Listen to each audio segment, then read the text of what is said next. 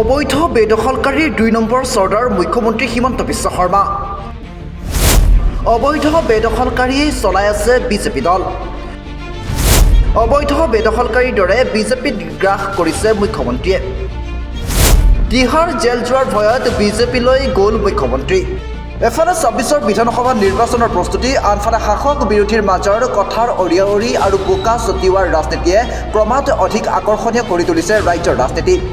দিছপুৰৰ মছনদ দখল কৰিবলৈ ইতিমধ্যে উঠি পৰি লাগিছে শাসক বিৰোধী উভয় শিবিৰৰে নেতা পালিনেতা।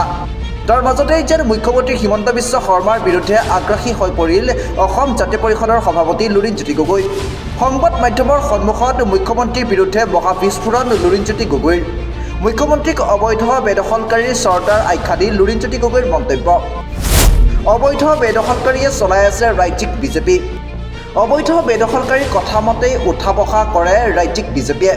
লাঞ্ছিত বঞ্চিত হৈ দুখ যন্ত্ৰণাৰ মাজেৰে আছে পুৰণি বিজেপি নেতা। প্ৰাৰ্থিত্বৰ তালিকাটো অবৈধ বেদখলকাৰীয়েই বেছি থাকিব।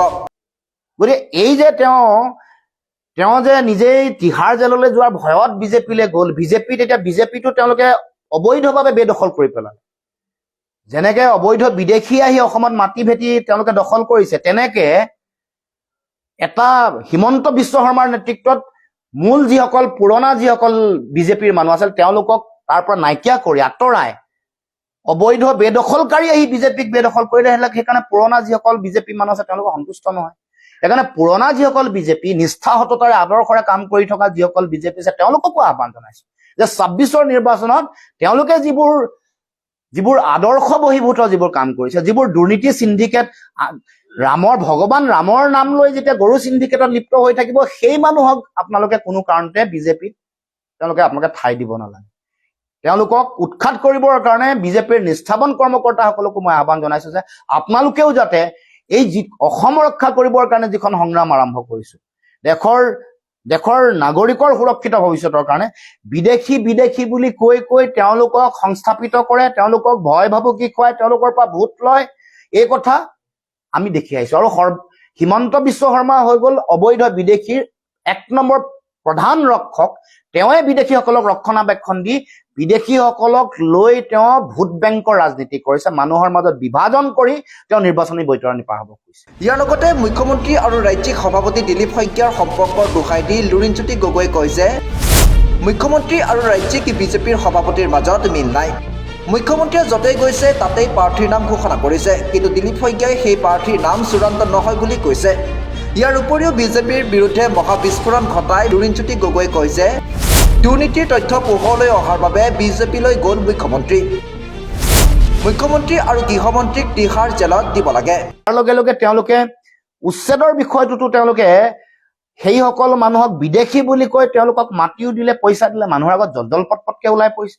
যদি বিদেশী হৈ তেওঁলোকক মাটি আৰু পইচা দিছা, তেতিয়াহ'লে ৰাষ্ট্ৰদ্ৰোহৰ গোচৰত মুখ্যমন্ত্ৰীকতো তিহাৰ জেলত নিক্ষেপ কৰিব লাগে দেশৰ প্ৰধানমন্ত্ৰী আৰু গৃহমন্ত্ৰী। এই কামটো কৰা নাই। বিদেশী বুলি কৈ কাজিৰঙাত উচ্ছেদ কৰা মানুহক যদি মাটি আৰু পইচা দিছে, তেওঁ ৰাষ্ট্ৰদ্ৰোহৰ গোচৰত তেওঁলোকে পৰিছে। গতিকে দুৰ্নীতি, কেলেংকাৰী, সিন্ডিকেট ৰাজ, এইবোৰত চাৰিওফালে কয়লাৰ কেলেংকাৰী চলিছে, দুৰ্নীতি কমিশ্যন ৰাজ চলিছে, ২২,০০০ পৰা ২৫,০০০ কোটি টকা ঠিকাদাৰসকলক দিবলৈ বাকী আছে। OPSটো তেওঁলোকে মানুহক নিদিয়াৰ কাৰণে NPS অহাৰ লগে লগে আমাৰ কৰ্মচাৰীসকলক বিপদত পৰিছে। শিক্ষক, শ্ৰমিক সকলো আন্দোলনত জড়িত হৈছে। আশা কৰ্মীয়ে কওক, এতিয়া বিভিন্ন ধৰণৰ কভিডকালীন যোদ্ধাসকলৰ তেওঁলোকক চাকৰি খেদালে। তাৰপিছত ডিব্ৰুগড়লৈ গৈ আকৌ আগৰ মুখ্যমন্ত্ৰী সৰ্বানন্দ সোণোৱালৰ গৃহ জিলাত গৈ দেশৰ গৃহমন্ত্ৰীয়ে ঘোষণা কৰি আহিলে যে মুখ্যমন্ত্ৰী প্ৰাৰ্থী হিমন্ত বিশ্ব শৰ্মা। এই গোটেই কথাটোৱে এইটো পুনৰ প্ৰমাণ কৰিলে যে সৰ্বানন্দ সোণোৱালৰ নেতৃত্বতে যেতিয়া যোৱাবাৰ নিৰ্বাচন জিকিছিলে, জনজাতি বিদ্বেষী বা অসমৰ খিলঞ্জীয়া মানুহৰ বিৰোধী চিন্তা থকাৰ কাৰণে কোনো কাৰণ নোহোৱাকে সৰ্বানন্দ সোণোৱালক গতিয়াই উলিয়াই দিলে, তেওঁক মুখ্যমন্ত্ৰীৰ পৰা খেদাই দিলে। আৰু এতিয়া পুনৰ হিমন্ত বিশ্ব শৰ্মাকে পুনৰ মুখ্যমন্ত্ৰী প্ৰাৰ্থী আৰু ক'ত ঘোষণা কৰিছে? ডিব্ৰুগড়ত, নিজৰ গৃহ জিলা। এই গোটেই কথাটোৱে বিজেপিৰ যে তেওঁলোক যে খিলঞ্জীয়া বিৰোধী, তেওঁলোক যে জনজাতি বিৰোধী, এইটো কথা প্ৰমাণ হৈ গৈছে।